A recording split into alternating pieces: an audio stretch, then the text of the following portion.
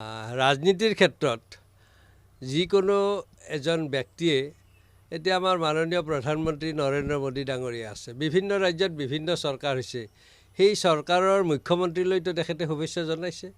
গতিকে তেখেতেও মৃণাল শইকীয়া এগৰাকী বিধায়ক আৰু তেখেতৰ কাষতে যোৰহাট সমষ্টিৰ পৰা সাংসদ হিচাপে নিৰ্বাচিত হৈ অহা কাৰণে তেখেতক এটা শুভেচ্ছা জনোৱাটো এইটো সৌজন্যতামূলক এটা কথা। গতিকে তাত বিশেষ ধৰিবলগীয়া কথাটো নাই, কিন্তু সেই কথাখিনিয়ে তেওঁ দল ত্যাগ কৰিব নেকি বা দলত নাথাকিব নেকি কথাটো নুসুচায়। কিন্তু এইবিলাক কথাত কোনোবাই মন্তব্য দিব, তাৰ ওপৰত আমি আৰু মন্তব্য দিম, সেই তেনেকুৱা বিতৰ্ক কৰাৰ মোৰ ইচ্ছা নাই।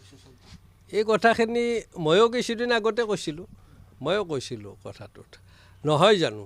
সেইটো হয়তো, কাৰণ যোৰহাট সমষ্টিত 10টা সমষ্টি আছে, বিধানসভা আছে, তাৰে মাত্ৰ মাজুলীতহে বিজেপিয়ে লিড অলপ পাইছে। কিন্তু সেই সমষ্টিটো যোৰহাট সমষ্টিত আমাৰ প্ৰায়গৰাকীয়ে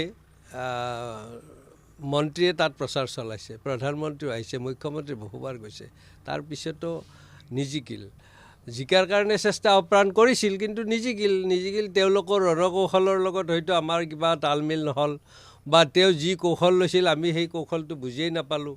এনেই ডাঙৰ মিটিং পাতিয়েই আমি সন্তুষ্ট থাকিলোঁ। গতিকে এই কথা বাৰ্তাবোৰৰ ওপৰতহে জিকা নিজিকাৰ কথাটো নিৰ্ভৰ কৰে। গতিকে বা আমাৰ ৰণকৌশল প্ৰস্তুত কৰা সকলে হয়তো তেওঁক বেছি অৱজ্ঞা কৰিলে। আৰু আন এটা কথা, যোৰহাট সমষ্টিটোত যিহেতু শিক্ষিত মানুহ বেছি আছে, গতিকে এই তুচ্ছ তাচ্ছিল্য ভৰা বক্তব্যৰে কাৰোবাক সৰু কৰিব গ'লে মানুহৰ গাত লাগে, আৰু সেইটোৱে হয়তো আমাৰ হিতে বিপৰীত কাল হোৱা যেন এটা অনুমান হয় বুলি আমি ভাবিছোঁ।